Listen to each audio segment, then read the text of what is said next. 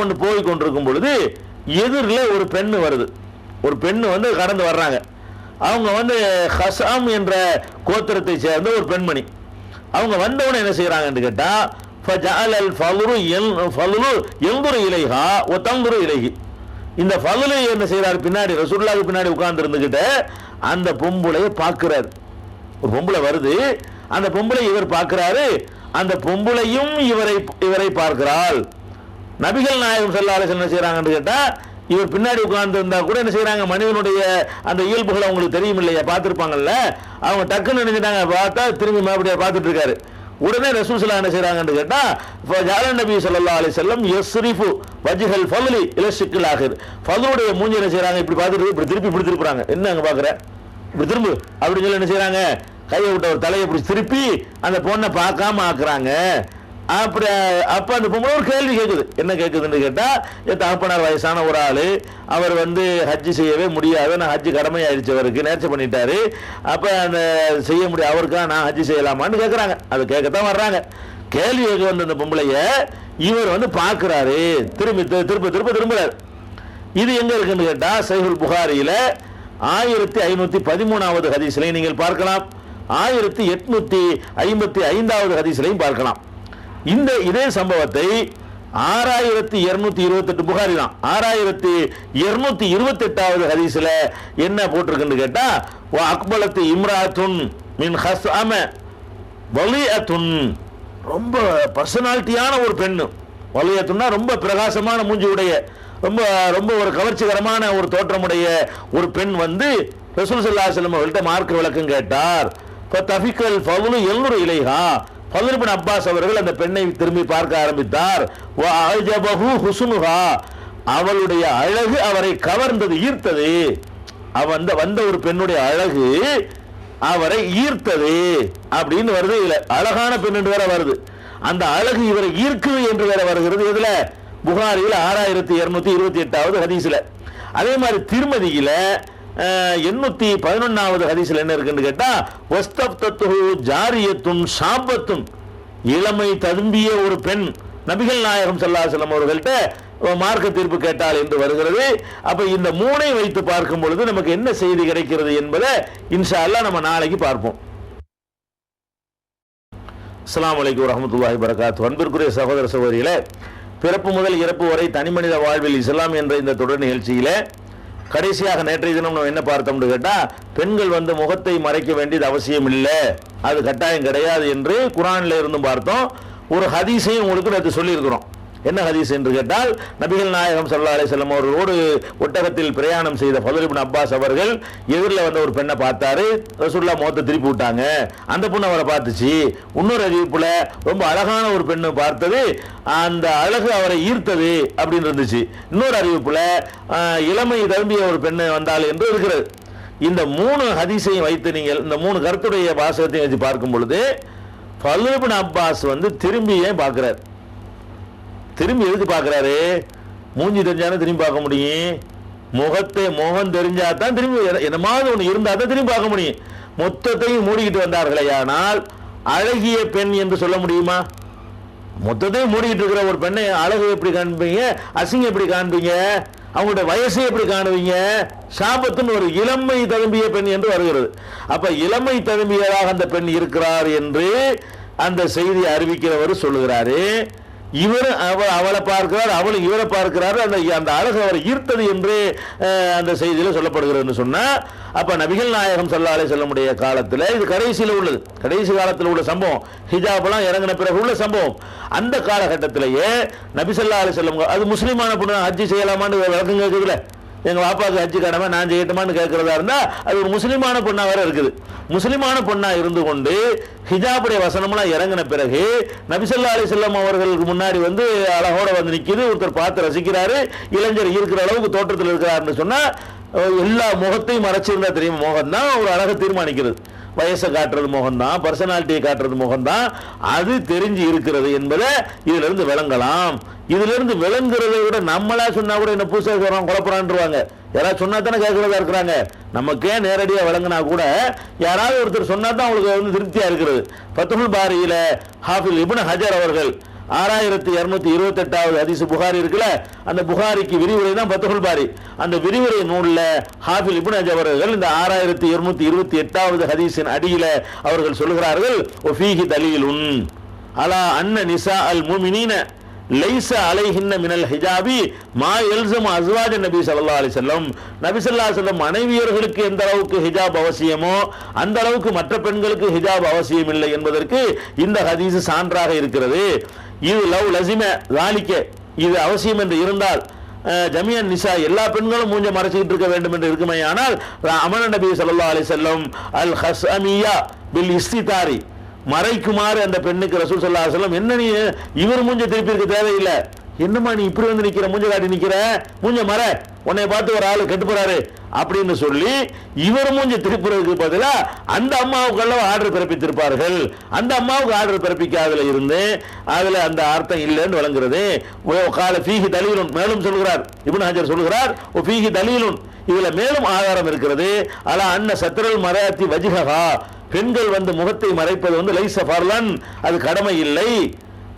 இன்னும் சொல்ல போனால் லிஜ்மாஇஹிம் அலா அன்னலில் மராத்தி அன் துப்திய வஜ்ஹஹா ஃபிஸ்ஸலா, தொழுகையிலே முகம் திறந்து இருக்க தொழுகிறதுக்கு அவங்களுக்கு அனுமதி இருக்கிறது என்பதை எல்லோரும் ஏகமானதாக ஒத்துக்கிட்டு இருக்கிறாங்க. அதுலயே அவுரத்து பூரா மறைக்க வேண்டிய இடம் தொழுகை தான். தொழுகை இல்லாத நேரத்தில் கூட கொஞ்சம் முன்ன பின்ன வெளியே தெரியலாம். தொழுகை நேரத்தில் ஆடைகள் அவுரத்தை மறைக்கணும். தொழுகை நேரத்திலேயே மூஞ்சியை காட்டலான்னு இருந்தா வெளியில என்ன இருக்கு, அப்புறம் அவுரத்தை முழுசா மறைக்கப்பட வேண்டிய பகுதி அனைத்தையும் மறைப்பதற்கு ரொம்ப வலியுறுத்தப்பட்ட இடம் தொழுகை.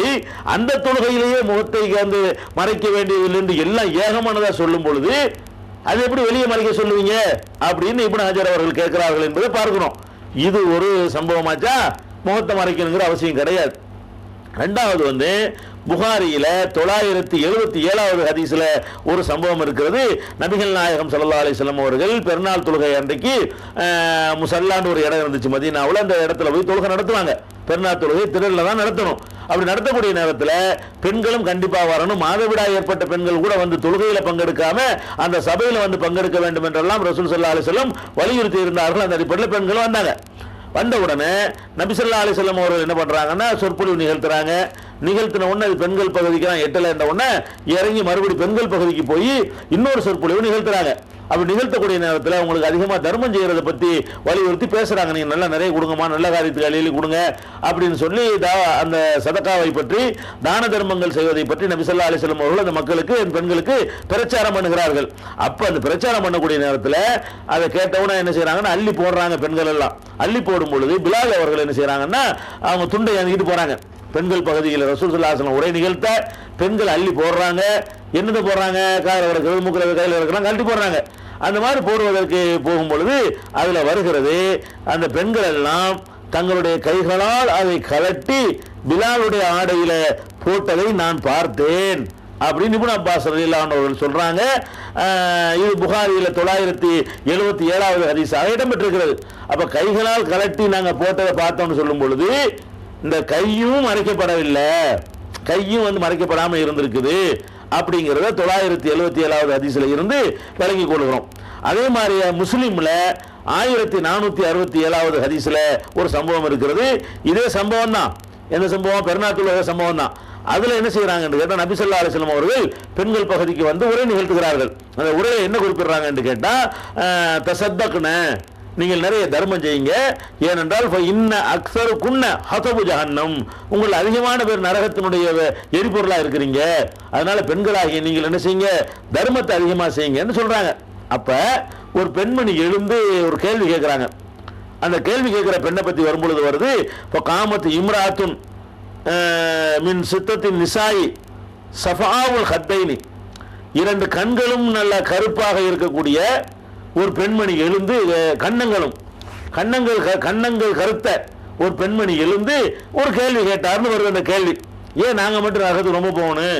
அப்ப ரசூல் ஸல்லல்லாஹு அலைஹி வஸல்லம் நீங்க நிறைய சபிக்கிறீங்கல்ல, கணவனுக்கு நன்றி கெட்டத்தனமா நடக்கிறீங்கல்ல, அதுதான் காரணம்னு சொன்னாங்கன்னு ஒரு அதெல்லாம் பாயிண்ட் என்ன தெரியுமா? ஒரு பொம்பளை கேள்வி கேட்டுச்சுன்னா பொம்பளை கேள்வி கேட்டுன்னு சொல்ல வேண்டியதானே?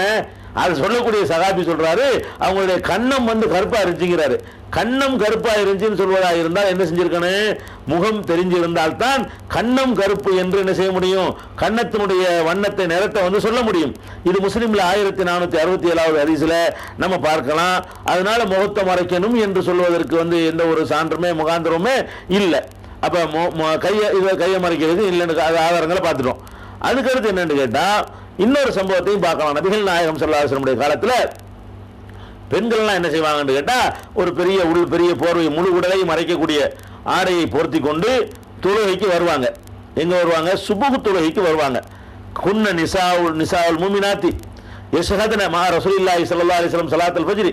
மூமினான பெண்கள் எல்லாம், முஸ்லிமான பெண்கள் எல்லாம் நபி ஸல்லல்லாஹு அலைஹி வஸல்லம் அவர்களோடு வந்து ஃபஜ்ருடைய தொழுகையில பங்கெடுத்துக் கொள்வார்கள். அப்படி பங்கெடுத்துக் கொள்ளும் பொழுது என்ன செய்வாங்கன்னு கேட்டா உடலை பூர்த்தி கொண்டு பங்கெடுப்பார்களாம். பங்கெடுத்து விட்டு சும்மா என் கலிபுன இலா புயூத்திஹின்ன ஹீன யக்லீன ஸலா, தொழுகை முடிந்த பிறகு வீடுகளுக்கு செல்வார்கள். அது ஆயிஷா நாய் சொல்லும்போது சொல்றாங்க, லா யரிஃபுஹுன்ன அஹதுன் மினல் கலஸ், இருட்டின் காரணமாக அவர்கள் இன்னார் என்று யாரும் அறிந்து கொள்ள முடியாது.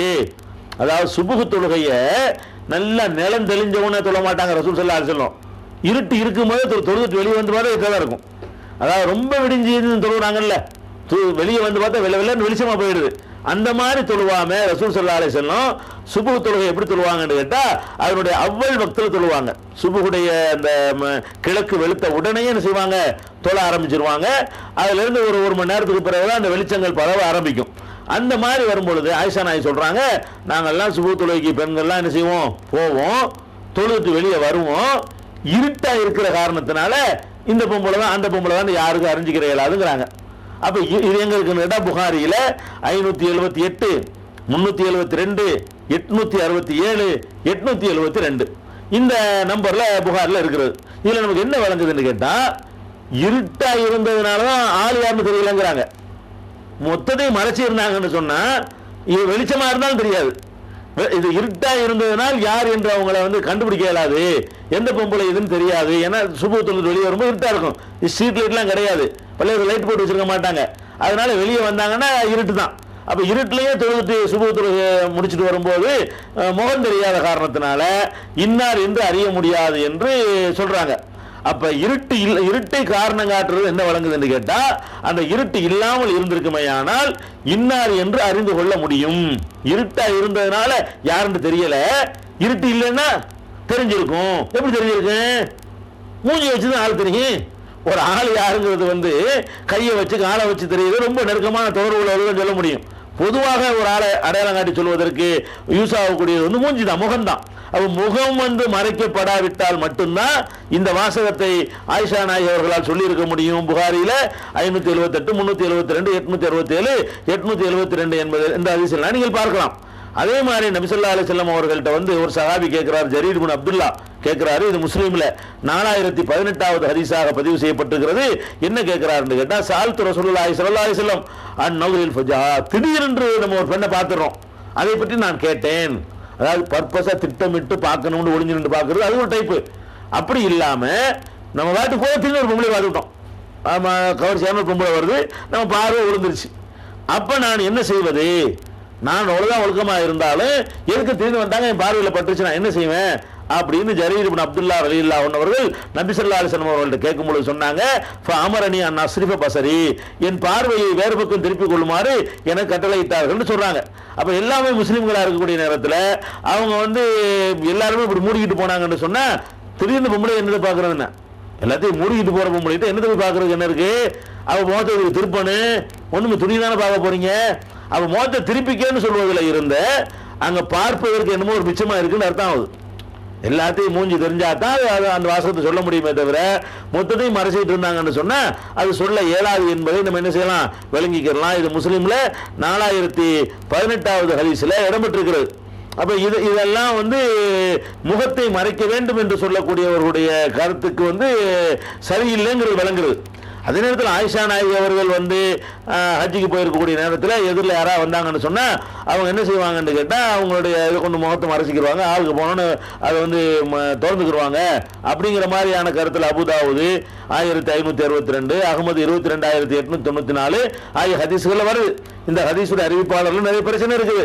அப்படியே இல்லாட்டா கூட ரசூலுல்லாஹ்வுடைய மனைவிமார்கள் மற்ற பெண்களை போல இல்லைன்னு தனிச்சட்டம் அல்லாஹ் சொல்றான். பின்னாடி நம்ம சொல்லுவோம், அவங்களுக்கு வந்து கூட வீட்டை விட்டு வெளியே போகக்கூடாது. உங்களுக்கு அந்த மாதிரி கர்ணபி யூத்திக்குன்ன உங்கள் வீடுகளில் இருங்கள். உலா தபர்ருஜுன தபர்ருஜல் ஜாஹிலியத்தில் ஊலா, முந்தைய கால அறியாமை கால பெண்கள் செஞ்ச மாதிரி நீங்க தெரியாதீங்க, தெருவா தெரியாதீங்க அப்படின்னு எல்லாம் சொல்லி காட்டுகிறான். அதே மாதிரி லஸ்துன்னக்காக மினனிசா, நபியுடைய மனைவியரே யானிசா நபி, நபியுடைய மனைவியரே நீங்க மற்ற பொம்பளை மாதிரி கிடையாது. உங்கள ஒரு ஆள் தப்பு செஞ்சா 2 தண்டனை, உங்கள ஒரு ஆள் நன்மை செஞ்சா 2 நன்மை கொடுப்பேன், 2 மடங்கு பரிசு தருவேன். அப்படி எல்லாம் அந்த வசனத்தில் சொல்றதுனால நபி ஸல்லல்லாஹு அலைஹி வஸல்லம் மனைவி ஆயிஷா நாயகி வந்து யாராவது வந்து அப்படி மூஞ்ச மறைச்சிக்கிட்டாங்க என்பதிலிருந்து அது பொதுவாக எல்லாரும் மறைச்சி இருக்கல என்று விளங்குறது. அந்த ஹதீஸ் ஆதாரபூர்வமானதாக இல்லை, அதை விட்டுருங்க. அதனால வந்து இந்த முகத்தை மறைத்தல் என்பதற்கு எந்த ஒரு சான்றும் கிடையாது. கண்ணு மட்டும்தான் தெரியணும், அல்ல மொத்த மூஞ்சியும் தெரியக்கூடாது. அது இன்னும் சொல்ல போனா அதுதான் இன்றைக்கு மற்றவர்கள் அதிகமாக விமர்சிக்கப்படுகிறது. மார்க்கம் சொல்லாத ஒன்றை நம்மளா செஞ்சுக்கிட்ட காரணத்தினால சில பிற்போக்கான சிந்தனை உள்ளவர்கள் அதுதான் மார்க்கம் என்று சொல்லி தந்ததுனால இந்த மாதிரிலாம் தெளிவாக ரசூல் ஸல்லல்லாஹு அலைஹி வஸல்லம் காலத்தில் நடந்திருக்கும் பொழுது அதை மாத்துறதுக்கு அதை மறைக்கிறதுக்கு திருத்துறதுக்கு நம்ம யாருங்க? முகம் தெரியணும். முகம் தெரிகிற மாதிரி தான் வெளியே அந்நிய ஆண்களுக்கு மத்தியில் கூட முகமும் கையும் தெரியலாங்கிறது எடுத்து போட்டாங்கன்னு விளங்கிருச்சு. கை தெரியலாம், முகம் தெரியலாம், முகத்தை மறைச்சிக்கன்னு சொல்வார்களே, ஆனால் அது வந்து சரியில்லாத வாதங்கிறது விளங்கிக்கணும். இன்னும் சொல்ல போனா இது மார்க்கறியா முடிஞ்சு போச்சு. நான் இப்ப சொல்லக்கூடிய ஆதாரத்துக்கான சொல்லலை, கூடுதல் விளக்கத்துக்காக வேண்டி. இந்த விளக்கத்தை நீங்க ஏற்றுக்கிறாட்டாலும் சரி, அது வந்து நீங்க வேற மாதிரி நினைச்சாலும் சரி, இது ஆதாரத்துக்கு நான் சொல்லவில்லை, கூடுதல் தகவலுக்கு சொல்லுகிறேன். இந்த முகத்தை மறைக்கிறதுனால என்ன ஏற்படுதுன்னு கேட்டா 2 விதமான கேடு ஏற்படும்.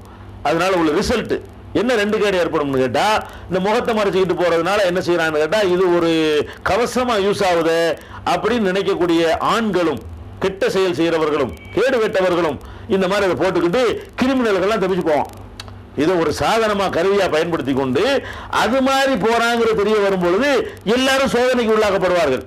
இதை ஒரு கருவியாக பயன்படுத்தக்கூடிய கவசமாக, தவறுகளை மூடி மறைக்கிற கவசமாக சில பேர் பயன்படுத்துவதற்கு வாய்ப்பு இருக்கிறது. முகம் தெரிகிறவன் தப்பு செய்ய மாட்டான், முகத்தை மறைச்சா தப்பு செய்ய தூண்டும். அதனால பல பேரும் வந்து இந்த மாதிரி சினிமாவில எடுத்து அசிங்கப்படுத்துறாங்க. ஆம்பளை புர்கா போட்டுட்டு அதை போடுற மாதிரிலாம் பாட்டு கேவலப்படுத்துறாங்கன்னு சொன்னா அது முகத்தை மறைச்சிக்கிட்டு ஆம்பளை வந்து பொம்பளை பேசல ஏறான்னு காட்டுறான்னு அவன் நடக்கிற வேணும்னு நம்மளை கொச்சப்படுத்துறதுக்காக வேண்டி அப்படி காட்டுறானுவோ. ஆனாலும் கூட நடக்குமா நடக்காத வாய்ப்பு இருக்கா இல்லையா, அதுக்கு சான்ஸ் இருக்கா இல்லையா, இன்னைக்கு இல்லாட்டி நாளைக்கு நடந்துருமா இல்லையா? அப்ப அதெல்லாம் கவனிக்கக்கூடிய நேரத்தில் முகத்தை மறைத்தல் என்பது அவர்களுக்கும் பெரிய மார்க்கத்தில் சொல்லப்படல, பொதுவாகவும் அது நன்மையை ஏற்படுத்தவில்லைங்கிறது ஒரு மோசமான விளைவு. இரண்டாவது மோசமான விளைவு என்ன என்று கேட்டால், ஒவ்வொரு மனிதனுமே தான் யார் என்று இனங்காணப்படுற மாதிரி நடந்தால் தான் தப்பு செய்ய மாட்டான். அல்லாஹ்வுக்கு பயந்து தப்பு செய்யாதவன் அது ரொம்ப குறைவா இருப்பான். பெரும்பாலும் நம்ம தப்பு செய்யாம இருக்கிற காரணம் என்னன்னு கேட்டா, இந்த அவன் பார்த்துட்டானா இவனு பார்த்துட்டானா, அவர் தெரிஞ்சாலா இருக்காரு இவர் தெரிஞ்சாலா இருக்காரு, நமக்கு நம்மளுடைய மரியாதை போயிருமே, மானம் போயிருமோ, வாப்பாட்ட சொல்லுவாரு அம்மாட்ட சொல்லிடுவாரு, இந்த மாதிரியான ஒரு பயம் தான் நம்மளை அந்த மாதிரி நடக்க சொல்லுகிறது. அப்ப அதனாலதான் உள்ளூர்ல ஒழுங்கா இருக்கணும், வெளியூர்ல தப்பு செய்வான், சொந்த ஊர்ல தப்பு செய்ய மாட்டான். எங்கேயாவது போய் என்ன செய்வான், தப்பு செய்வாங்க, அவன் யாருன்னு தெரியாது, பார்த்துட்டு போறான், அவன் யார்கிட்ட சொல்ல போறான் அப்படிங்கிறதுனால வெளியே போய் தப்பு செய்யறாங்க. அப்ப இன்னார்ந்த அறியாமல் நீங்கள் மறைத்துக் கொண்டீர்களே, ஆனால் அவன் மனைவியோட போறானா யாரையா கூட்டிட்டு போறான்னு சொல்ல முடியுமா? ஒரு சந்தேகத்தை உண்டாக்குமா இல்லையா? அவர்களே வந்து என்ன வேண்டாலும் செய்வதற்கு தூண்டக்கூடியவர்களையும் கொண்டு விட்டுவிடும். அது மார்க்கம் சொல்லாத ஒன்றை நீங்க பேணுதல் என்று சொல்லி பிற்போக்குத்தனமா கொண்டாந்து திணித்தீர்களே, ஆனால் அது ஏற்படுத்துற விளைவும் மோசமா கண்ணால பாக்குறோம். நான் விளைவுக்காக நான் வந்து மார்க்க சட்டத்தை மாற்ற சொல்லல, நான் ஆதாரத்துக்கு இதை சொல்லவில்லை. மார்க்கம் சொல்ற நீங்க பேணாதனால இந்த விளைவு ஏற்படுது, அதுக்கு தான் இதை சொல்றேனே தவிர விளைவை வச்சுக்கிட்டு மார்க்க சட்டத்தை இஷ்டத்துக்கு மாற்றிக்கிறதுங்க சொல்ல வரவில்லை. அதனால வந்து முகத்தை மறைத்தல் என்ற டாபிக் வந்து நல்லது இல்லை, அது வந்து மார்க்கத்தில் உள்ளதும் இல்லை, அது வலியுறுத்தப்பட்டதும் இல்லை, அது வரவேற்கத்தக்கதும் இல்லை. முகம் கை வெளியே தெரியலாம், அதான் மார்க்கத்தின் சட்டம். யார் என்று தெரிய வேண்டும், வெளியே போனால் இன்னார் என்று தெரிந்தால் தான் நமக்கு சேஃப்டி. அது இப்ப நான் ஆம்பளையா இருக்கேன், என்னை யாருன்னு தெரியாம ஒரு ஆம்பளை இப்படி போட்டுட்டு போனான்னு வைங்களேன், யாருன்னு தெரியாம நான் என்ன செய்வேன்ல, என்னை யாருன்னு பார்க்கலங்கும் போது ரமலான்ல கூட போட்டுட்டு பீடி குடிச்சிட்டு போவேன், தின்னுட்டு போவேன், ஐஸ்கிரீம் சாப்பிட்டு போவேன், எவனும் என்னை பார்க்க மாட்டான். அப்ப நான் முகம் தெரிகிற மாதிரி போனா அது செய்ய மாட்டேன்ல, அட அல்லாஹ்வுக்காக நாலு பாப்பானே இல்லையா? அப்ப நம்முடைய முகம் தெரிகிற மாதிரி நடமாடுவதுதான் நம்முடைய ஈமானுக்கு பாதுகாப்பு, நம்முடைய நன்னடத்தைக்கு பாதுகாப்பு, நம்முடைய ஒழுக்கத்துக்கு பாதுகாப்பு, இல்லைன்னா நாமளே பிறழ்வதற்கு தவறி விடுவதற்கு அது தூண்டுதலாக அமைந்து விடும் என்பதை நீங்கள் கவனத்தில் வைத்துக் கொள்ள வேண்டும். அடுத்தது என்னன்னு கேட்டா, இந்த முகம் கை முடிஞ்சிருச்சு. அடுத்து என்னன்னு பார்க்கும் பொழுது கால் விஷயத்தில், கால் அதுக்கடுத்து கால் மற்றெல்லாம் மறைக்கணும் வந்துருச்சு. மற்ற பற்றி சொல்லாத காரணத்தினால முழுசாக மறைச்சிட வேண்டியதான். அதுக்கப்புறம் என்ன வரும்னா கால்கள் பிரச்சனை வருது. இந்த காலை பொறுத்த வரைக்கும் என்ன செய்வாங்கன்னு கேட்டால் பலவிதமான கருத்துக்களை சொல்கிறாங்க. எந்த அளவுக்கு சொல்கிறாங்கன்னு கேட்டால், பாதங்கள் கூட தெரியக்கூடாது, தொழும்போது சாக்ஸ் போட்டு தான் தொழுவணும். பெண்கள் சைதாவுக்கு போகக்கூடிய நேரத்தில் காலுறை சாக்ஸ் அணிந்து கொண்டு தான் தொழ வேண்டும். அவங்களுடைய மேல் பாதம் மாத்திரம் இல்லாமல் உள்ள அந்த உள்பாதம் இருக்கு பாருங்க, அதுகள் கூட தெரியக்கூடாது என்றெல்லாம் அவங்க சட்டங்களில் எழுதி வைத்திருக்கிறார்கள், பயான் பண்ணுகிறார்கள், மக்களுக்கு சொல்லுகிறார்கள். பெண்களுடைய மதரசாக்கள், ஆலிமாக்களை உருவாக்குகிற மதரசாக்களிலும் கூட இப்படித்தான் பெரும்பாலும் என்ன செய்கிறார்கள், போதிக்கிறார்கள் என்பதை பார்க்கிறோம். ஆனால் இந்த பாதங்களை மறைக்கிற சம்பந்தமாக அது என்ன மார்க்கத்தில் சொல்லப்பட்டிருக்கு என்பதை சில ஹதீஸ்களை நீங்கள் வைத்து பார்த்தால் புரிந்து கொள்ளலாம். அதாவது நபி ஸல்லல்லாஹு அலைஹி வஸல்லம் சொன்னாங்க ஒரு சந்தர்ப்பத்தில், இந்த ஹதீஸ் நம்ம ஏற்கனவே உங்களுக்கு சொல்லி இருக்கிறோம் இந்த சம்பவத்தை, ஆனால் இது வேற ஒரு மேட்டரில் இருக்கிறது. அந்த சம்பவம் என்னன்னு கேட்டால், நபி ஸல்லல்லாஹு அலைஹி வஸல்லம் சொல்றாங்க, யார் ஒருவர் தன்னுடைய கீழாடையை கூடுதலாக அளவுக்கு மேல இருக்கிற அளவுக்கு மேல தொங்க விடுகிறாரோ, எவ்வளவுக்கு ஒரு ஆடை கீழே இறக்கலாமோ அதை விட கூடுதலாக யார் இறக்கிறாரோ, மஞ்சர்ற சௌபஹு ஹுயலா, பெருமைக்காக வேண்டி தன்னுடைய ஆடையை யார் அளவுக்கு அதிகமாக கீழே இறக்குகிறாரோ அவரை கியாமத்து நாளில் அல்லாஹ் பார்க்க மாட்டான் என்று நபி ஸல்லல்லாஹு அலைஹி வஸல்லம் சொன்னாங்க. இது ஆண்கள் பெண்கள் அத்தனை பேரும் இருந்த ஒரு பொது சபையில் தான் சொல்கிறார்கள். ஆம்பளை மட்டும் கூட்டி வச்சுக்கிட்டு சொல்லவில்லை. அந்த சபையில் பெண்களும் இருக்கிறார்கள், ஆதாரத்தோடு தான் சொல்றேன். அந்த சபையில் ஆண்களும் இருந்தார்கள், பெண்களும் இருந்தார்கள். அப்ப இந்த ஹதீஸை சொன்னோன்னே ஆம்பளை ரெண்டு பேருமே என்ன செய்யக்கூடாது, ரெண்டு பேருமே அவங்க இதை மறைக்க கூடாது. அதாவது கால்களை என்ன செய்யக்கூடாது, தொங்க விடக்கூடாது ஆடையை கீழே, அப்படிங்கிற கருத்து வரும். அப்ப இந்த ரசூல் ஸல்லல்லாஹு அலைஹி வஸல்லம் சொன்ன உடனே உம்மு சலமா அந்த இடத்துல இருக்கிறாங்க. ஃபகாலத் உம்மு சலமா கேட்கிறாங்க, ஃபகைஃப யஸ்னான நிசாஉ பியுலிஹுன்ன, பெண்கள் தங்களுடைய கீழாடைகளை என்ன மாதிரி வைத்துக் கொள்ள வேண்டும்? நீங்க ஆடையை அளவுக்கு அதிகமா கீழே இறக்கக்கூடாதுன்னு சொல்லிவிட்டீங்க. ஆம்பளைகளுக்கு பிரச்சனை இல்லை, பொம்பளைகளாகிய நாங்கள் என்ன செய்வது, எங்களுடைய கீழாடைகளை எந்த அளவுக்கு இறக்கிக்கலாம் அப்படின்னு கேட்கும் பொழுது இதுக்கு தான் சொல்றாங்க. ரெண்டு பேருக்கும் பொதுவாக சொல்லிட்டாங்க. இந்த அம்மா கேட்காட்டே பதிலே ரெண்டு பேருக்கும் பொது சட்டம் ஆயிருக்கு. உம்மு சலமா என்ன கேட்கிறாங்கன்னா, நீங்க ஆடையை கீழே இருக்கக்கூடாதுன்னு சொல்லிட்டீங்க, ஆனால் பெண்களாகிய நாங்கள் என்ன செய்யறதுன்னு கேட்ட உடனே யுர்ஹீன சிபரன், ஒரு ஜான் இறக்கிக்க அப்படிங்கிறாங்க. அப்போ உம்மு சலமா கேட்கிறாங்க, இதன் தன் கஷிபு அக்தாமுஹுன்ன, அவங்களுடைய பாதங்கள் தெரியுமே, பாதம் ஒரு ஜான் இறக்குனா பாதம் தெரியுமே அப்படின்னு கேட்கிறாங்க. கால அப்ப ரசூலுல்லாஹ் சொல்றாங்க, யுர்ஹீனஹு திரான், ஒரு முளம் இறக்கிக்க, வலா யஸீதுன அலைஹி, அதை விட அதிகமாக்க கூடாது. இது ஹதீஸுங்க. இது எங்க இருக்குன்னு கேட்டா திருமதியில 1653, நசையில 5242, 5243, முஸ்னத் அகமதுல 25303, 25459 ஆகிய எண்களை கொண்ட ஹதீஸாக இடம்பெற்றிருக்கிறது. இது நல்லா கவனிக்க வேண்டிய மேட்டர் என்னன்னு கேட்டா, ஆண்கள் ஆடையை, ஆணோ பெண்ணோ யாரா இருந்தாலும் ஆடையை கீழே இறக்கினார்களே ஆனால் அவங்களுக்கு நரகம்னாங்க ரசூல் ஸல்லல்லாஹு அலைஹி வஸல்லம். அப்ப பெண்கள் கேட்கறாங்க, அப்ப நாங்க என்ன பண்றது, நாங்களே இறக்கக்கூடாதா அப்படின்னு அவங்களா வாலண்டியரா கேட்கும்போது ரசூலுல்லாஹ் சொல்றாங்க, இல்ல நீங்க இறக்கிக்கிறலாம், ஒரு ஜான் இறக்கிக்கிறங்கிறாங்க. எங்க இருந்து ஒரு ஜான் அதுக்கு சொல்லப்படல, ஒரு ஜான் இறக்கிக்கிறீங்கன்னு சொல்றாங்களே தவிர ஒரு ஜான் எங்க இருந்து அளக்குறது, எங்க இருந்து ஒரு ஜான் சொல்லல. சரி, இப்ப உதாரணத்துக்கு எடுத்துக்கிறோமே, இப்ப புரிய வைக்கிறதா இருந்தா, இப்ப பாருங்க, இது கால் இருக்குல்ல, இது கரண்டை, இது வரைக்கும் அவங்க இயற்கை ஆடை அணிஞ்சிருக்காங்கன்னு வச்சுக்கிறங்க. ரசூல் ஸல்லல்லாஹு அலைஹி வஸல்லம் சொல்றாங்க, ஒரு ஜான் இறக்க சொல்றாங்க. இதுல இருந்து ஒரு ஜான் வச்சுக்கிறோம். இதுல இருந்து ஒரு ஜான் இறக்குனா பாதம் தெரியுமா? இங்க வரைக்கும் ஆடை அணிந்திருந்தாங்கன்னா இங்க இருந்து ஒரு ஜான் என்று அர்த்தம் செஞ்சீங்கன்னு சொன்னா, உம்மு சலமா திருப்பி கேட்கறாங்க, நீங்க ஒரு ஜான கூட்ட சொல்றீங்களே, ஒரு ஜான் கூட்டினா பாதம் தெரியுமேங்கிறாங்க. ஒரு ஜான் இங்க இருந்து கூட்டினா பாதம் தெரியுமா? இங்க இருந்து ஒரு ஜான கூட்டினா மொத்த காலும் போயிடும். இங்க இருந்து ஒரு ஜான கூட்டினீங்கன்னா செஞ்சுறேன், பாதமெல்லாம் தெரியாது, கீழே இழுப்பட்டு தடுக்கி விடுற மாதிரி தான் இருக்கும். அப்ப ரசூலுல்லாஹ் சொல்றாங்க, ஒரு முழத்தை ஜாஸ்தியாக கேட்கறாங்க.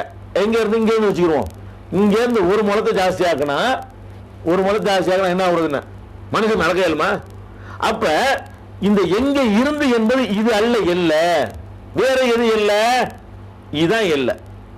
ஆண்கள் எந்த அளவுக்கு மறைக்கணுமோ கீழ்ப்பகுதியை அதை எல்லையா வைத்துக் கொண்டு இவ்வளவுக்கு பெண்கள் ஆட போடுறீங்க இல்லையா, இவ்வளவோட ஒரு ஜான கூட்டுங்கிறாங்க. ஒரு ஜான கூட்டுறோம், ஒரு ஜான கூட்டினோம்னா காலு தெரியும், பாதம் தெரியும். அப்ப ரசூலுல்லாஹ் சொல்றாங்க ஒரு முழம் கூட்டுங்கிறாங்க. இங்க பாருங்க, ஒரு முழம், ஒரு முழம் கூட்டிங்களா, பாதம் மறைஞ்சு சுத்திலா, ஒரு முழம் ஆயிடுச்சு. ஒரு முழம் போட்டா ஒரு முழத்துக்கு மேலேயும் கால் அங்கிட்டு தெரிஞ்சுன்னு சொன்னா வலா எசிதுன்னு அழகி, அதை விட ஜாஸ்தி ஆக கூடாதுன்னு ரசூல் ஸல்லல்லாஹு அலைஹி வஸல்லம் சொல்றாங்க. இப்ப என்ன கேட்டா ரசூல் ஸல்லல்லாஹு அலைஹி வஸல்லம் சொன்னது என்னன்னு கேட்டா, ஆடைய இறக்கினால் அது கோபத்துக்குரிய காரியம்னு சொல்றாங்க. ஆணு பெண்ணுக்கு பொதுவா சொல்றாங்க. பெண்ணு கேட்கிறாங்க, நாங்க ஆடை இறக்காம முட்டுக்கால் வரைக்கும் நாங்க உடுத்தணும்னு சொன்னா அது எப்படி சரியா வரணும்னு ஒரு ஜானம் இறக்கிக்கமாங்கிறாங்க. முட்டுக்கால இருந்து ஒரு ஜானம் இறக்குனீங்கன்னு சொன்னா அப்ப பாதம் தெரியுமேன்னு அவங்க கேட்கிறாங்க.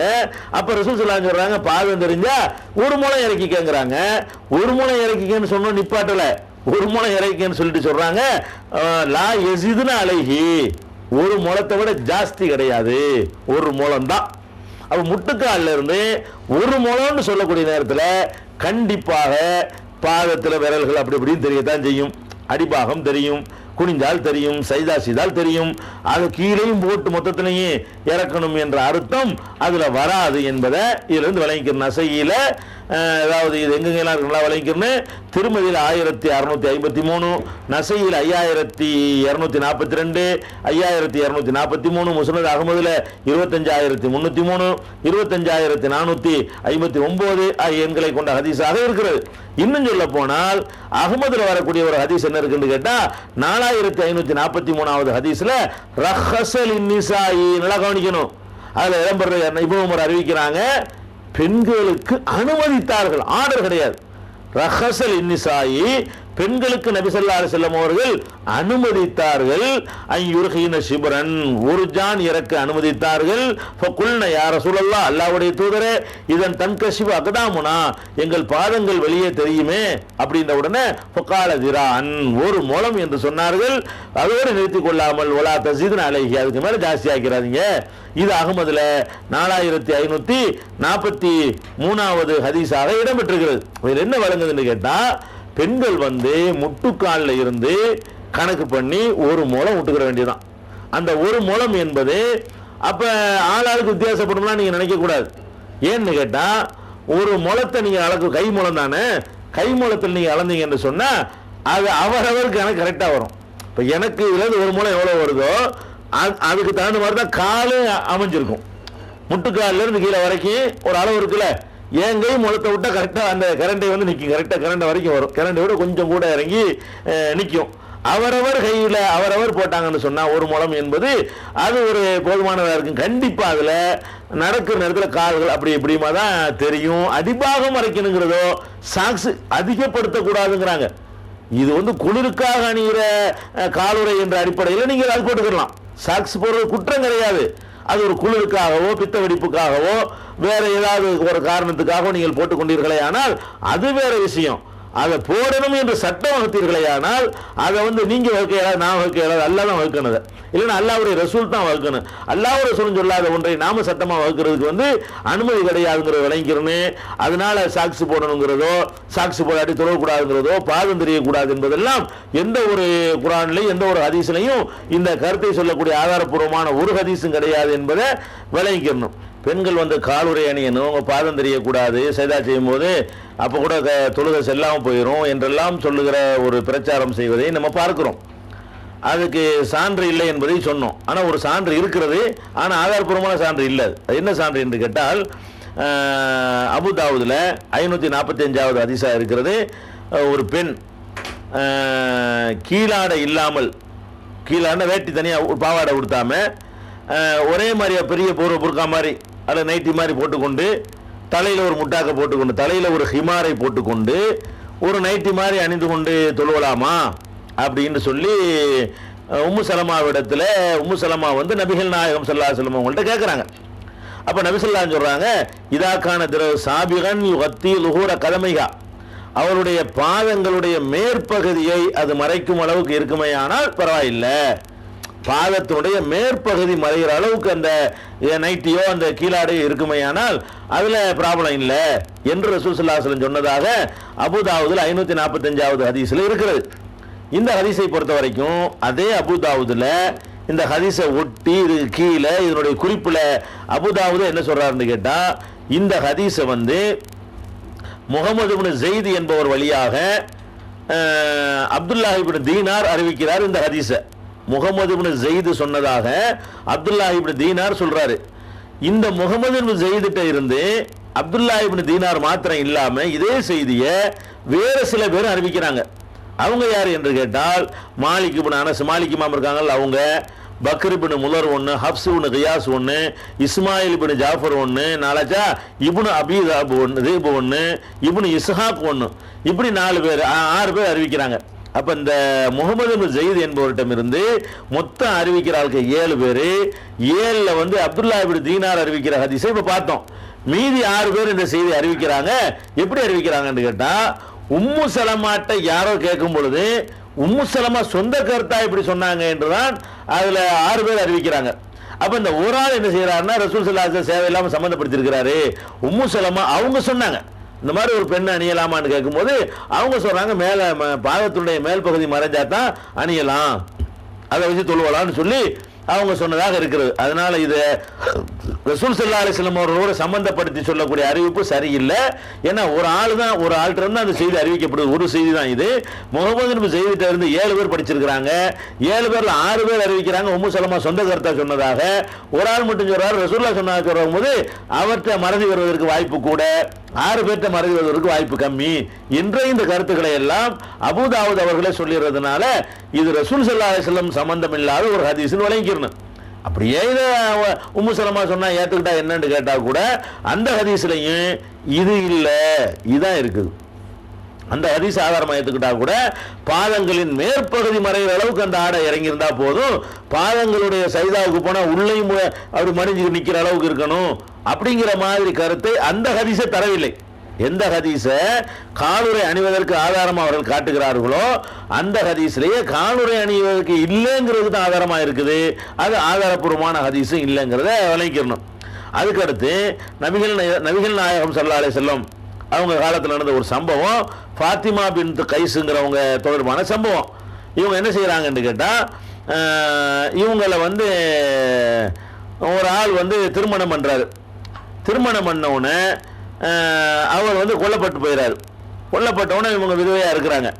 அப்போ வந்து அப்துல் ரஹ்மான் இப்னு அவுஃப் என்ன செய்யறாங்கன்னு கேட்டா, அவங்க வந்து பெண் கேட்டு வர்றாங்க. அதே மாதிரி ரசூல் ஸல்லல்லாஹு அலைஹி வஸல்லம் அவர்கள் தமக்கு விருப்பமான உசாமா இருக்காரு இல்லையா, உசாமான்னா வளர்ப்பு மகன் ஒருத்தர் வளர்த்தாங்க ஸெய்த், அது வளர்ப்பு மகன் இல்லைன்னு சிலாத்தில் ஆயிடுச்சு. அவருடைய மகன் தான் உசாமா. அவருக்காக வேண்டி பெண் கேட்டு அவங்களும் வர்றாங்க. அப்போ ரசூல் ஸல்லல்லாஹு அலைஹி வஸல்லம் சொல்றாங்க, உசாமாவை ரசூலுல்லாஹ் ரொம்ப நேசிக்கிறதுனால உசாமாவை நம்ம கல்யாணம் பண்ணிக்கலாம்னு இந்த அம்மாவுக்கு ஒரு சிந்தனை வருது. அப்புறம் சொல்றாங்க ரசூல் ஸல்லல்லாஹு அலைஹி வஸல்லம் பேசிட்டு, நீ முடிவு நீ தான் எடுக்கணும், நான் கேட்கறதுக்காக வேண்டி நீ உசாமா கட்டிக்கிறேன்னு சொல்லிவிடாத, உனக்கு யார் விருப்பங்கிறத முடிவெடுக்க வேண்டிய ஆள் நீ தான். நான் ஒரு தந்தை இடத்துல இருந்து நான் வந்து உன்ட்ட வந்து பொண்ணு கேட்குறேன் அப்படின்னு சொல்லி ரசூல் ஸல்லல்லாஹு அலைஹி வஸல்லம் சொல்றாங்க. ஃபான்கிஹி மன்ஷீத், நீ விரும்பினாலே நெஞ்சிக்க கல்யாணம் பண்ணிக்கன்ட்டாங்க. அப்போ சொல்றாங்க, நீ அது வரைக்கும் இந்த இத்தாக்கள் தான் முடிகிற வரைக்கும் என்ன செய்யணும்னு கேட்டா, இந்த கிளி இல்லா உம்மு ஷரீக், உம்மு ஷரீக் என்று ஒரு அம்மா இருக்கிறாங்க இல்லையா, அவங்க வீட்டில் போய் நீ தங்கிக்க, கல்யாணம் பண்ற வரைக்கும் நினைச்சீங்க அங்க தங்கிக்கன்னு சொல்றாங்க. சொல்லிட்டு ரசூலுல்லாஹ் சொல்றாங்க, இல்லை வேணாம், உம்மு ஷரீக் வேணாம், ஏன்னாட்டா அம்மா வந்து நிறைய வர்றவங்களுக்கெல்லாம் ஆக்கி போடுற அம்மா, அவங்க பெரிய வள்ளல். அவங்க உம்மு ஷரீக்குங்கிறவங்க நபி ஸல்லல்லாஹு அலைஹி வஸல்லம் காலத்தில் வாழ்ந்து பெரிய வள்ளல் பெண்மணி. எப்போ பார்த்தாலும் 50 பேர் 10 பேர் 20 பேர் சோர்ந்துகிட்டே இருப்பாங்க, வந்துட்டே இருப்பாங்க. அந்த அம்மா வந்து நிறைய பேர் விருந்தாளிகளுக்கு விருந்து கொடுக்கக்கூடிய ஒரு பண்பாடு உள்ளவங்களா இருக்கிறதுனால அவங்க வீட்டில் தங்கியிருந்தேன்னு சொன்னா பல ஆட்களும் வருவதற்கு வாய்ப்பு இருக்கிறது. அப்படி வரக்கூடிய நேரத்தில் நீ தலையில முக்காடு இல்லாமல் இருப்ப, அதை வந்து பார்க்கக்கூடிய நிலைமை வந்துடும். அல்லது உன்னுடைய சாக்குல இருந்து, சாக்குன்னு சொல்றாங்க, உன்னுடைய சாக்குல இருந்து ஆடை வந்து விலகிறதுக்கு வாய்ப்பு இருக்கிறது. அதனால அதை வந்து பார்த்துருவாங்க. அதனால வேலை விட்டு எங்க செஞ்சிட்டு இருக்கும்போது அந்நிய ஆண்கள் நிறைய பேர் வந்து போற இடமா இருக்கிறது, அங்க போய் நீ இருக்காம உன்னுடைய சித்தப்பா மகன் அப்துல்லா இப்னு அம்ர் இப்னு உம்மு மக்தூம் இருக்காரு இல்லையா, அவர் வீட்டில் போய் இரு அப்படின்னு ரசூல் ஸல்லல்லாஹு அலைஹி வஸல்லம் சொன்னாங்க என்ற செய்தி முஸ்லீம்ல 5235வது ஹதீஸ்ல வருது. அதுல சாக்கு அப்படிங்கிற வார்த்தை வருது. சாக்கிலிருந்து ஆடை விலகிரும். சாக்கு என்ற அரபி வார்த்தைக்கு என்ன அர்த்தம்னு கேட்டா, அந்த காலுடைய முட்டுக்கால்களை கையை காட்டுற உதாரணத்துக்காக வேண்டி இந்த முட்டுக்காலில் இருந்து கெரண்டை வரைக்கும் இந்த பகுதி தான் சாக்குன்றது. முட்டுக்காலில் இருந்து கெரண்டை வரைக்கும் உள்ள பகுதி. அப்ப அந்த கெரண்டை வரைக்கும் தான் மறைச்சு, முட்டுக்காலில் இருந்து கெரண்டை வரைக்கும் உள்ள பகுதி இருக்க, இந்த இடத்துல உள்ள ஆடை விலகிட கூடுமே, அது வேணாமே, பல பேர் வர்ற இடமா இருக்குது அப்படின்னு ரசூலுல்லாஹ் சொன்னாங்களே தவிர பாதத்துல உள்ள ஆடை விலகிடும்னு சொல்லல. சாக்குன்னா பாதத்துக்கு மேலேன்னு அர்த்தம். சாக்குன்னா என்ன அர்த்தம்? காலோடு கால் பின்னி கொள்ளும்னு சொல்றான்ல, அந்த சாக்கு தான் இது. அப்ப உம்மு ஷரீக்கு ஃபாத்திமா பின்த் கைஸுக்கு ரசூலுல்லாஹ் என்ன சொல்றாங்கன்னு கேட்டா, உம்மு ஷரீக்கு வீட்டில் போய் நீ தங்காத, நிறைய ஆம்பளைங்க எல்லாம் வருவாங்க, சோறுதிங்கிறதுக்கு வருவாங்க, அவங்க உடனே பார்த்துருவாங்க. என்னத்தை பார்த்துருவாங்கன்னு கேட்டா, தலையில முக்காடு இல்லாமல் இருக்கும் பொழுது அதை அந்நிய ஆண்கள் பார்க்குற ஒரு நிலைமை உண்டாயிரும். அல்லது என்ன ஆகுன்னு கேட்டா, உன்னுடைய சாக்கை பார்த்துருவாங்க. சாக்குன்னா இந்த கையை பார்த்துருவாங்க, காலை பார்த்துருவாங்க. இந்த இதுல இருந்து இது வரைக்கும் உள்ள இடம் கையில சொல்றதா இருந்தா, அதாவது முட்டுக்காலில் இருந்து கெரண்ட கால் வரைக்கும் உள்ள இடம். அப்ப இதுல என்ன வழங்குதுன்னு கேட்டா, கெரண்ட காலுக்கு கீழே உள்ளது மேட்ரு இல்லை, அதுதான் மறைக்க வேண்டிய விஷயம். இவ்வளவு தெளிவா இருக்குது. கரண்ட காலையும் மறைச்சுக்கின்னு சாக்கிட்டு போட்டு கட்டணும் எல்லாம் சொல்ற கருத்துக்கு ஆதாரம் கிடையாது. இந்த முஸ்லீமுடைய இந்த ஒரு ஹதீஸ் போதும். 5235 ஹதீஸை பார்த்தோம்னு சொன்னா அதுல குழப்பமே இருக்காது. இது ஆடையாச்சா? பெண்களுடைய ஆடை என்பதுல என்ன நமக்கு விளங்குதுன்னு கேட்டா, முகம் தெரியலாம், கை தெரியலாம், கால் கரண்டை கீழே தெரியலாம். இது மூணை தவிர மற்ற பகுதிகளை அவங்க மறைத்திருக்கணும். எங்க மறைச்சிருக்கணும்னா அந்நிய ஆண்களுக்கு மத்தியில் மறைத்திருக்கணும். வீட்டுக்குள்ள அந்த அளவுக்கு மறைக்கணுமான்னா அது பின்னாடி நம்ம சொல்லுவோம். அந்நிய ஆண்களோட வெளியே போகும் பொழுது, அதாவது கணவன், தந்தை, அண்ணன், தம்பி, தம்பி பிள்ளை, அண்ணன் பிள்ளை, இந்த மாதிரியான ஆட்கள் தவிர மற்றவர்களை நம்ம சந்திக்கிற மாதிரி வெளியே போனோம்னு சொன்னா, அல்லது பெண்கள் மட்டும் இல்லாத சபை, பெண்களே இருக்கிற சபைக்கு போனா அது கூட தேவையில்லை. ஆண்கள் அந்நிய ஆண்கள் பார்க்குற சபைக்கு போனோம்னா அப்போ என்ன செய்யணும்னு கேட்டா, அவங்க முகம் தெரிகிற மாதிரி வெளியே போகலாம், அது குற்றம் கிடையாது. எந்த அந்நியான் பார்த்தாலும் அதில் நமக்கு குற்றம் சேராது. கை தெரிகிற மாதிரி போகலாம், கால் கரண்டி கீழே தெரியுமையானால் அது குற்றம் கிடையாது அப்படிங்கிறது டோட்டலாக விளங்குகிறது. இப்போ அவங்க சில ஆளுக்கு ஒரு முறை அப்படி இறக்கி தொங்க விடும் பொழுது கொஞ்சம் கரண்டி கீழே கொஞ்சம் கூட ஒரு இன்ச்சு கூட இறங்கிற வாய்ப்பு இருக்குது. அப்படி இறங்கணும்னு சொன்னால் அவங்க வெளியே நடந்து போனாங்கன்னு வைங்க, வெளியே நடந்தா என்ன ஆகும்னு கேட்டால், அந்த தரையில போய் இருக்கிற நிலத்தில் இருக்கிற அசுத்தங்கள், நஜீசுகள் எல்லாம் ஆடையில ஒட்டும். அப்படி ஒரு ஆடையை அணிந்து கொண்டார்களே ஆனால் அவங்க ஒவ்வொரு தொழுகைக்கும் வெளியே போயிட்டு வந்தாங்கன்னா ட்ரெஸ்ஸை மாற்றணுமா இல்லையா? அதாவது ஆடையை கீழே ரொம்ப இறக்கிட்டோம்னு சொன்னா, ஒரு ஜானுக்கு ஒரு முளம் வரைக்கும் இறக்க சொல்லிட்டாங்க. முட்டுக்காலில் இருந்து வச்சுக்கிறோம், முட்டுக்காலில் இருந்து ஒரு முளத்தை இறக்கிட்டீங்கன்னு சொன்னா அப்ப கூட சில சமயங்கள்ல அப்படி லேசா அப்படி தரையில உரச வாய்ப்பு இருக்குது. நிலத்துல அந்த நிலத்துல அசுத்தம் செஞ்சோம்னா அசுத்தத்தையும் அதில் ஒட்டிக்கிறதுக்கு வாய்ப்பு இருக்கிறது. இப்ப இந்த மாதிரியான ஒரு நேரத்தில் இந்த பெண்கள் வெளியே போயிட்டு வந்தா ட்ரெஸ் மாத்தணும்னு ஆயிரும். இறக்கமா ட்ரெஸ் பண்ணியிருந்தாங்கன்னு சொன்னா கண்டிப்பா கீழே ஏறில போற அந்த ட்ரெஸ்ஸை ஒட்டி தொழ முடியாது. ட்ரெஸ் சுத்தமா இருக்கணும், இல்லை தொழும் போது அசுத்தம் இருக்கக்கூடாது, அசுத்தங்கள் ஒட்டி இருக்கலாம்னு வருது. அதுக்கு ரசூல் ஸல்லல்லாஹு அலைஹி வஸல்லம் என்ன பண்றாங்கன்னு கேட்டா, அவங்களுக்கு மட்டும் ஒரு சலுகை கொடுத்துட்டாங்க. என்ன சலுகைன்னு கேட்டா, அதாவது ஒரு அம்மா கேட்குறாங்க, பனு அப்துல்லா ஷிகல் என்ற கபீலாவை சேர்ந்த ஒரு பெண்மணி கேட்குறாங்க. இந்த பெண்மணியுடைய பேர் என்னன்னு தெரியாவிட்டாலும் இவங்க நபி தோழியர் என்பது தெரிகிறது. ஏன்னா நான் ரசூலுல்லாஹ்ட்ட கேட்டேன்னு சொல்றாங்க. நபி தோழியர்களை பொறுத்த வரைக்கும் பேர் தெரியாவிட்டால் குற்றமே கிடையாது. நபி தோழியர்னு விளங்கினால போதும், அவங்கள எந்த விமர்சனத்துக்கு அப்பாற்பட்டவர்களாகிடுறாங்க. அப்போ அந்த அறிவு தராதரத்தை பிரிக்கும் பொழுது சஹாபாக்களை யாரும் பலவீனம்னு சொல்ல மாட்டாங்க. சஹாபாக்களுக்கு அடுத்து வர தலைமுறையில தான் அவர் சரியில்லை இவர் சரியில்லைன்னு சொல்லுவாங்களே தவிர சஹாபாக்களே சந்தேகப்பட்டோம்னா ஒரு அதிசயம் நம்ப முடியாது, அப்படி போயிடும். அதனால அந்த அம்மா பேர் தெரியாட்டம் அவங்க சஹாபி. என்ன அவங்க சொல்றாங்க, குல்து யார சொல்லலாம் அல்லாஹ்வுடைய தூதரே என்று நான் கேட்டேன்னு வருது. என்ன கேட்டாங்கன்னு கேட்டா, இன்னலனா தரீகனில் மஸ்ஜிதி முன்தினத்தன், நான் அசுத்தமான ஒரு பாதை வழியாகத்தான் நாங்கள் பள்ளிவாசலுக்கு வர வேண்டி இருக்கிறது. நாங்கள் பள்ளிக்கு வர்றாங்க, வீட்டில இருந்து வர்ற வழியில ஒரு அசுத்தமான இடங்கள் இருக்கிறது. அது கூட இப்போ கைஃபன போல இதா முத்திர்னா, மழை பெய்யும்போது நாங்கள் என்ன பண்றது, மற்ற நாள்லயாவது கொஞ்சம் தூக்கி ஒரு மாதிரி வந்துடலாம். மழை பெய்கிற நேரத்தில் அந்த அசுத்தங்கள் நம்முடைய எங்களுடைய ஆடைகளில் ஒட்டிருமே, நாங்க என்ன பண்றதுன்னு கேட்கறாங்க. அப்ப ரசூல் ஸல்லல்லாஹு அலைஹி வஸல்லம் கேட்கறாங்க, அலைஸ பாதஹா தரீகுன் ஹி அத்யபு மின்ஹா, அதை விட ஒரு நல்ல பாதை அதுக்கப்புறம் இல்லையான்னு கேட்கறாங்க. இங்கேருந்து வீட்டை விட்டு கிளம்புறோம், ஒரு 10 அடிக்கு அசுத்தமா இருக்குது, ஒரு 10 அடிக்கு நல்ல பாதையா இருக்குது. அசுத்தத்தை மிதிச்சு விட்டு அசுத்தத்தை கடந்துட்டு நல்ல பாதையில் நடக்கிறோம். அப்படி எதுவும் இருக்குதா, அல்ல நேர அசுத்தத்தில் முடிஞ்சோன்னு பள்ளியாசல் வந்துருதா எப்படின்னு கேட்கறாங்க. இல்லை அது இருக்குது, நான் அசுத்தமான இடத்துல நடந்துட்டு நல்ல இடத்துலையும் நடக்கிறோம் அப்படிங்கிறாங்க அந்த அம்மா. அப்போ ரசூல் சொல்றாங்க ஹாதிஹி பி ஹாதிஹி, அதுக்கு இது சரியா போச்சுட்டாங்க. எதுக்கு சரியா போச்சு? அசுத்தமான இடங்களில் நம்ம நடக்கும் பொழுது நம்முடைய ஆடைகள்ல ஏதாவது அசுத்தங்கள் பட்டு இருந்தாலும் அதுக்கப்புறம் நல்ல பூமியில வர நடப்போம், அந்த பூமியில உள்ள அந்த மண் படும் பொழுது அதை சுத்தமாக்கிறேன்ட்டாங்க. சுத்தமாக்குது ஆக்கலையோ, இப்போ தயமம் செய்து சுத்தமாக கை கால் கொஞ்சம் நம்ம கழுவணும், அதான் சுத்தமாக்கும். தலையில் தட்டு பிடிச்சா சுத்தமாக்குமா? ஆக்காது. இருந்தாலும் அது ஒரு அல்லாஹ் சொல்லிட்டாங்கிறதுனால சுத்தம்னு அவன் ஏத்துக்கிறான். அவன் சுத்தம்னு ஏத்துக்கிறது தானே. அதே மாதிரி இந்த ஆடைகளை வந்து டெய்லி ஒரு நாளைக்கு 5 வேளை துறைக்கு போனாங்கன்னா 5 வேளை 5 ட்ரெஸ் போட்டோம்னா என்ன ஆகுறது? சோப்புக்கு எங்கே போகிறது, அது அயன் பண்ணுறதுக்கு எங்கே போகிறது, நிறைய செலவாகும். அதுக்காக ரசூலுல்லாஹ் என்ன பண்ணுறாங்கன்னு கேட்டால், அசுத்தமான பாதைகளில் பெண்களுக்கு தான் இந்த சலுகை, ஆண்கள் தான் இறக்க ரொம்ப ஸ்ட்ரிக்டாக சொல்லிவிட்டாங்களே, தரையை கூட்டிகிட்டு போகிற மாதிரி அணிய முடியாது, பெண்களுக்கு தான் அந்த. பெண்கள் இப்படி போகக்கூடிய நேரத்தில் அவங்களுடைய ஆடையில் கீழே தரையில் சேலையில் அசுத்தங்கள் ஒட்டி கொள்ளுமையானால், அடுத்து அசுத்தமான அதை உரசி விடுமையானால், அதை அடுத்து நல்ல பாதை வரும் பொழுது அதுலேயும் அந்த புடவை உரசி விடுமையானால் இதை அது சுத்தம் பண்ணி விட்டது என்று நபி ஸல்லல்லாஹு அலைஹி வஸல்லம் சொன்னதாக அபூதாவூதுல 327வது ஹதீஸ்ல பார்க்கிறோம். இது ஒரு இந்த கூடுதல் ஆடை இறக்குறதுனால உள்ள விஷயத்தை தெரிஞ்சுக்கணும். இப்படி ஆடை அணியணுமாச்சா? இந்த அணியிற ஆடையுடைய இன்னொரு அம்சம் என்னன்னு கேட்டால், முகம் கை பாதங்களை தவிர மற்றவைகள் மறைத்திருக்கணும். அதுக்கு அடுத்த விஷயம் என்னன்னு கேட்டால், அணியிற ஆடை வந்து ஆடை எதுக்கு அணிகிறோம்? ஆடை வந்து உடல்ல உள்ள மானத்தை மறைக்கிறதுக்கு தான் அணிகிறோம். பேருக்கு ஆடை அணிந்து அணியாத மாதிரி காட்சி வந்தால் அதுக்கு அந்த ஆடை அணியாமல் இருக்கிறதும் அணிகிறது சமந்தான்.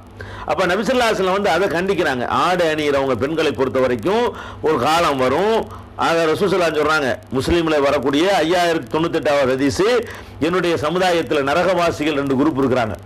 நரகத்துக்கே செல்லக்கூடிய 2 கூட்டம் இருக்கிறது. அவங்கள நான் இன்னும் பார்க்கல, இனிமேல் தான் வரப்போறாங்க. இப்போ வரல, இப்போ என் காலத்தில் இப்போ இல்லை, எனக்கு பின்னாடி அவர்கள் தோன்றுவார்கள். 2 கூட்டம் இருக்கிறாங்க, அவங்க 2 பேர் நரகத்துக்கு தான் போவாங்க, எந்த டவுட்டும் கிடையாதுங்கிறாங்க. அதில் ஒரு கூட்டம் யாருன்னு கேட்டால், அவங்க வந்து மாட்டுடைய வால் இருக்கிற வாள், அந்த வாள் மாதிரி சவுக்கை கையில் வைத்து கொண்டு அதை கொண்டு மக்களை அடித்து சித்திரவதை பண்ணிட்டு இருப்பாங்க. அதாவது அதிகார வர்க்கத்தில் இருந்து கொண்டு மக்களை கொடுமைப்படுத்துறவங்க, இந்த போலீஸுக்கு லத்தி சார்ஜ் பண்ணுற மாதிரி எப்போ பார்த்தாலும் மக்களை அடிக்கிறதும் உதைக்கிறதும் சித்திரவதை பண்ணுறதும் மிரட்டுறதும், இது மாதிரி மக்களுக்கு எதிராக அராஜகம் புரியக்கூடிய ஒரு கூட்டம் ஒன்று உருவாவார்கள். அவர்கள் இன்னும் தோன்றலை, அவங்க நரகவாசிகள் தான். அது ஒரு குரூப்புன்ட்டாங்க ரசூலுல்லாஹி ஸல்லல்லாஹு அலைஹி வஸல்லம். 2வது குரூப் என்னன்னு கேட்டா, ஒனிசாவுன் காசியாத்துன் ஆரியாத்துன், ஆடை அணிந்தும் நிர்வாணமா இருக்கக்கூடிய பெண்கள். ஆடை அணிவாங்க ஆனா நிர்வாணமா இருப்பாங்க அப்படின்னு சொல்லி ரசூல் ஸல்லல்லாஹு அலைஹி வஸல்லம் சொல்லிட்டு சொல்றாங்க, லா யதுகுல்னல் ஜன்னா, அவங்க சொர்க்கத்தில் நுழைய மாட்டார்கள். வலா யஜிதுன ரீஹஹா, அதனுடைய வாசத்தை கூட நுகர மாட்டார்கள். ஓ இன்ன ரீஹஹா ல யூஜது மின் மசீரத்தி கதாவ கதா, அதனுடைய வாடை வந்து எவ்வளவு தூரத்துக்கு அடிக்கும் தெரியுமா? அவ்வளவு தூரத்துக்கு அடிச்சு இருந்தும் கூட இவங்களுக்கு அந்த சொர்க்கத்தின் வாடை கிடைக்காது, அதை விட தூரத்துக்கு தள்ளப்பட்டுருவாங்க. சொர்க்கத்தினுடைய வாடை எவ்வளவு தூரத்துக்கு அடிக்குமோ அந்த தூரத்துக்கு அப்பால கொண்டு இவங்களை எல்லாம் வச்சிருவான். கண்ணால பார்க்கறது விட அந்த வாடையை நுகர்வது என்பது ரொம்ப தூரத்தில் இருக்கணும், அந்த தூரத்தையும் தாண்டி கொண்டு எல்லாம் வச்சிருவான் என்று நபி ஸல்லல்லாஹு அலைஹி வஸல்லம் சொன்னதாக முஸ்லீம்ல 5098வது ஹதீஸ்ல இருக்கிறது. இதுல என்ன வழங்குறோம்னு கேட்டா, அணியிற ஆடை வந்து நிர்வாணமாக இருக்கிற மாதிரி இருக்கக்கூடாதுங்கிறாங்க. நிர்வாணமாக இருக்கிற மாதிரி என்பது 2 வகையில் ஏற்படலாம். ஒன்று என்னன்னு கேட்டால், கண்ணாடி போல மென்மையான ஆடைகளை அணிவது. ஆடை அணிவோம், ஆடை அணிஞ்சா வந்து உள்ளதை காட்டக்கூடாது, அந்த மாதிரி இருக்கணும். ஒரு நல்ல டார்க்காக உள்ளதாக இருக்கணுமே தவிர, அந்த ஆடைகள் வந்து கண்ணாடி மாதிரி உள்ளதான் காட்டுற மாதிரி என்ன செய்யக்கூடாது. அது மாதிரி இருக்கிறதும் ஆடை அணிந்தும் நிர்வாணிகள் தான். அல்லது ஆடை அணிகிறாங்க, கனத்த துணியில கூட அணிஞ்சிட்டு போறாங்க, ஆனா எப்படி அணிகிறாங்கன்னு கேட்டா, மொத்த உடம்பு டைட்டா இறுக்கி பிடிச்ச மாதிரி, மொத்தத்தில் கீழே இருந்து மேலே வரைக்கும் பார்த்தா டைட்டா ஃபுல் டைட்டா பிடிச்சிருக்கு. இது அணியாத மாதிரி தானே. நீங்க எவ்வளவு கனத்தாட அணிஞ்சாலும் சரி லூஸ் இருக்கணும்.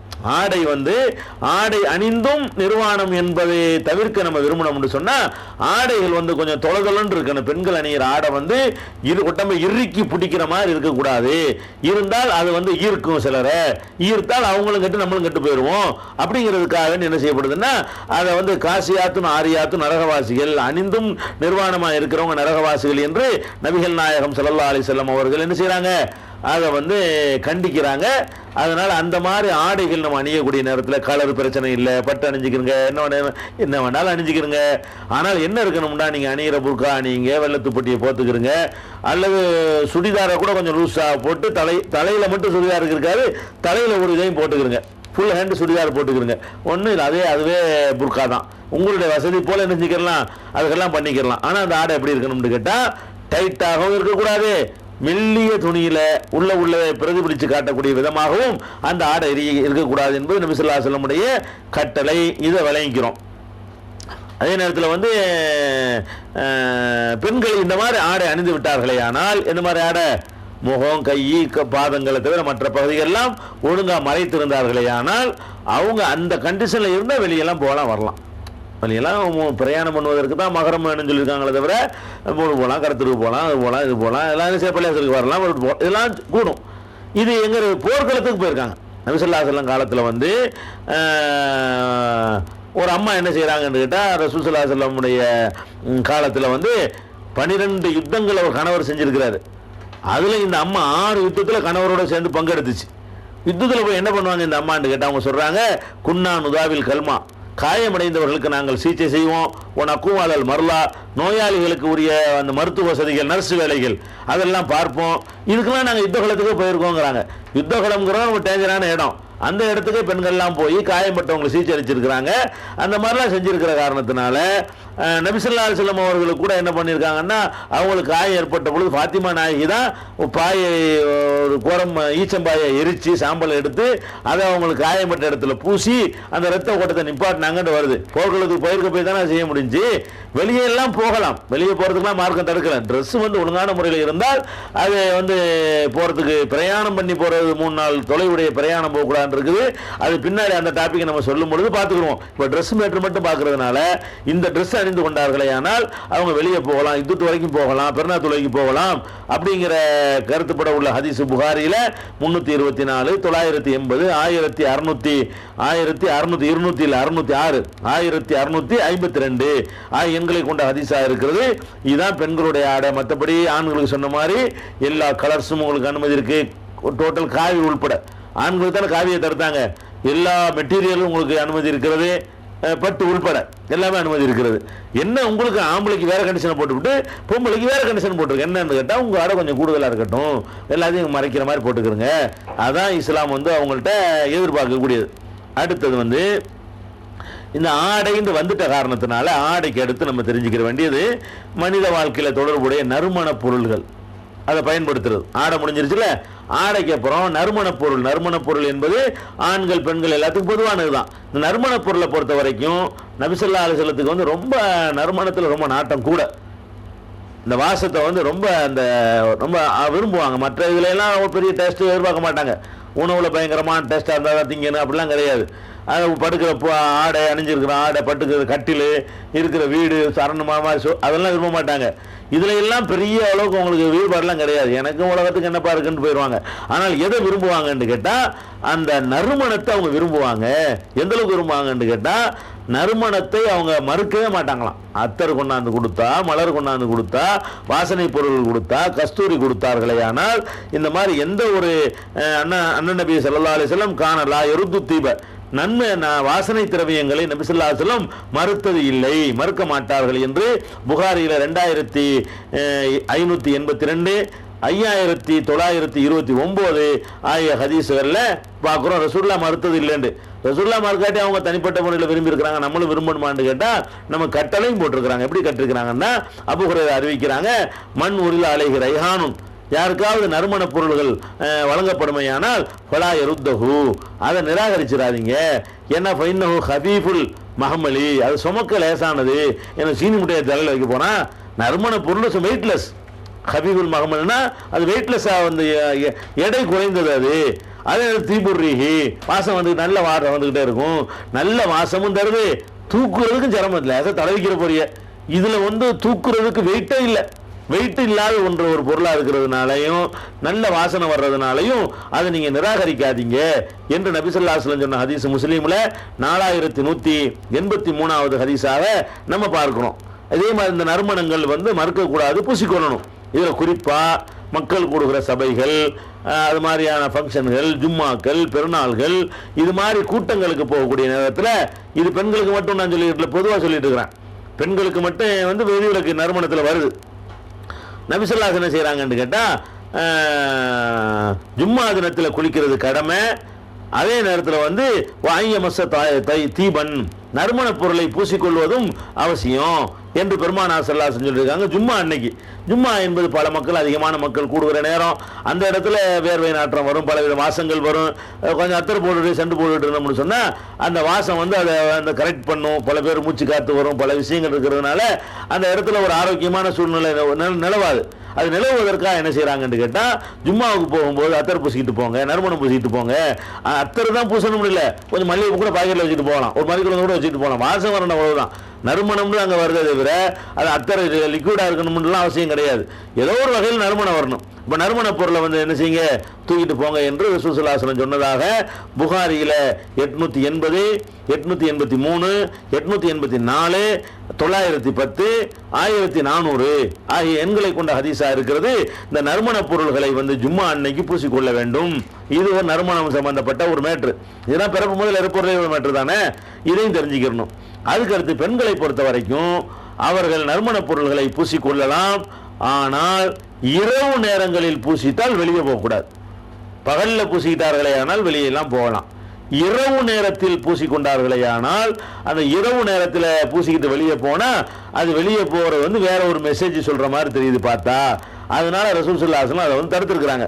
எப்படி தடுக்கிறாங்கன்னு கேட்டால், பொதுவாக என்ன வரும்னு கேட்டால், இதா ஷஹிதத்து இஹதா குன்னல் மஸ்ஜித, உங்களில் யாராவது பள்ளிவாசலுக்கு வருவதாக இருந்தால் ஃபலா தமுஸ்ஸ தீபன், நறுமண பொருளை தொட வேண்டாம் என்று ரசூல் ஸல்லல்லாஹு அலைஹி வஸல்லம் சொன்னதாக முஸ்லீமில் 674வது ஹதீஸா இருக்கிறது. பள்ளிவாசலுக்கு வந்தாலும் நறுமணம் பூசிக்கிட்டு வரக்கூடாதுன்னு இந்த கருத்து சொல்லுகிறது. ஆனால் இது எதை சொல்லுது என்பது வேற ஒரு ஹதீஸில் விளக்கம் வருகிறது. இதுக்கு முந்தின ஹதீஸும் இதுக்கு பிந்தின ஹதீஸும். இது 674 முஸ்லீமில், 673, 675 அந்த ரெண்டு ஹதீஸில் என்ன வருதுன்னு கேட்டால், இது வந்து இஷாவுக்கு சொன்னது. என்ன வருதுன்னு கேட்டால், இதா ஷஹிதத் இஹதா குன்னல் இஷா, உங்களில் ஒரு பெண்மணி இஷா தொழுகைக்கு வருவதாக இருந்தால் அந்த இரவில் நறுமணம் பூசிக்கிட்டு வர வேண்டாம். இங்கே வர்றதா இருந்தால் ராத்திரில தான் பூசிட்டு வரக்கூடாதுங்கிறாங்க அப்படின்னு சொன்னதாக முஸ்லீமில் 673வது ஹதீஸில் இருக்கிறது. அதே மாதிரி 675 என்ன இருக்குன்னு கேட்டால், ஐயுமா இம்ராத்தின் அசாபத் புகூரன், எந்த ஒரு பெண் வந்து நறுமண புகை போட்டு கொண்டாலோ, அந்த காலத்தில் என்ன செய்வாங்கன்னு கேட்டால், புகையை போட்டு அந்த தலையில் காட்டினா நறுமணம் அப்படி ஏறிக்கணும் கொஞ்சம் நேரத்துக்கு. அந்த மாதிரி நறுமணை புகை போட்டு கொண்டிருக்கிறாரோ ஃபலா தஷஹத் மானல் இஷா அல் ஆஹிரா, இஷா உல் ஆஹிரான்னா கடைசி இஷான்னா மகரிப் இஷான்னு சொல்லுவாங்க. கடைசி இஷாவுக்கு வர வேண்டாம்னா இஷாவுக்கு வர வேண்டாம்னு அர்த்தம். இஷா தொழுகைக்கு வந்து வந்துடக்கூடாது, பள்ளிவாசலுக்கு வரக்கூடாது, வீட்டில் தொழுகணும். நறுமணத்தை போட்டிங்க என்று சொன்னால் அந்த ராத்திரி வேலையில் வந்து பள்ளிக்கு நீங்கள் வரக்கூடாது என்று நபி ஸல்லல்லாஹு அலைஹி வஸல்லம் சொல்கிறாங்க. பெண்களும் நறுமணம் பூசிக்கொள்ளலாம். கண்டிஷன் என்னன்னு கேட்டால், பகலில் ராத்திரியில் எல்லா நேரம் பூசிக்கலாம். ராத்திரியில் பூசிக்கிட்டாங்கன்னா வீட்டில் இருக்கணும், பகலில் பூசிக்கிட்டாங்கன்னா அது வெளியே வர்றத பற்றி குற்றம் இல்லை. இரவில் வரக்கூடிய நேரத்தில் நறுமணம் பூசி கொண்டவர்களாக அந்த நறுமணம்லாம் போன பிறகு வெளியே வரணும். அந்த மாதிரி வச்சுக்கிறேன்னு இது வெளியே வர்றதுக்குரிய ஒரு மேட்ரு. அதனால் இது வந்து விளங்கிக்கிறேன்னு. சில பேர் சொல்லுவாங்க, ஆணுக்கு ஒரு தனி நறுமணம் இருக்குது, பெண்ணுக்கு ஒரு தனி நறுமணம் இருக்குது, ஆண்களுக்கு உரிய அத்தர், பெண்களுக்கு உரிய அத்தர் என்றெல்லாம் ஹதீஸில் இருப்பதாக சொல்லுவாங்க. அப்படி ஒரு ஹதீஸ் இருக்கிறது. அந்த ஹதீஸ் சரியான ஹதீஸில் என்ன வருதுன்னு கேட்டால், தீபுர் ரிஜாலி, ஆண்கள் அணிய வேண்டிய நறுமணம் என்னவென்று சொன்னால், மா லஹர ரீஹுஹு வ கஃபிய லவ்னுஹு, எதனுடைய வாடை மிகைத்து கலர் வந்து கம்மியாக இருக்கிறதோ அது ஆண்கள் நறுமணம். பெண்கள் நறுமணம் என்னன்னு கேட்டால், கலர் கூட இருக்கணும், வாசம் கம்மியாக இருக்கணும். அது கலராக பூவாக இருக்கணும், கலராக இருக்கணும், வாசம் குறைவாக இருக்கணும் என்று ரசூல் ஸல்லல்லாஹு அலைஹி வஸல்லம் சொன்னதாக ஒரு ஹதீஸ் திருமதியில் 2711வது ஹதீஸில் வருகிறது. இது அபூ ஹுரைரா சொன்னதாக யார் அறிவிக்கிறார்னு கேட்டால், அன் ரஜுலின் அன் அபீ ஹுரைரா, அபூ ஹுரைரா சொன்னதாக ஒரு மனுஷன் அறிவிக்கிறார்னு வருது. ஒரு மாட அறிவிக்கி, அவர் யாரு? மனிதர் அறிவிக்கிறார்னு அதில் வருது. தவிர மனிதருக்கு பேரோ அட்ரஸோ ஊர ஒன்றும் கிடையாது. இந்த மாதிரி செய்திலாம் இருக்காரில் ஏற்றுக்கிற மாட்டாங்க. இன்னொரு அறிவிப்பில் வந்து துஃபாவி அப்படிங்கிற ஒரு அபூ ஹுரைரா அறிவிக்கிறார்னு சொல்லப்படுகிறது. இவர் யாருங்கிற என்ன ஒரு ரெக்கார்டும் கிடையாது, இவர் யார் என்று அறியப்படாதவர். அதனால நறுமணத்தை பொறுத்த வரைக்கும் அது எல்லாரும் பூசிக்கொள்ளலாம். பெண்களுக்கு மட்டும் ஒரு கண்டிஷன் என்னன்னு கேட்டால், எந்த நறுமணத்தினாலும் பூசிட்டு போங்க, வச்சுட்டு போங்க. பெண்களுக்கு மட்டும் உள்ள கண்டிஷன் என்னன்னு கேட்டால், நறுமணம் பூசிக்கிட்டு ராத்திரியில் வெளியே போயிடாதீங்க அப்படின்னு சொன்னாங்க. இது ஒரு விஷயம். இது போக நம்ம அலங்காரம் தொடர்புடைய நம்ம அன்றாட வாழ்க்கையில் தொடர்புடைய இன்னும் சில விஷயங்கள் இருக்கின்றன. அதுகளையும் இன்ஷா அல்லாஹ் நம்ம நாளைக்கு பார்க்கலாம்.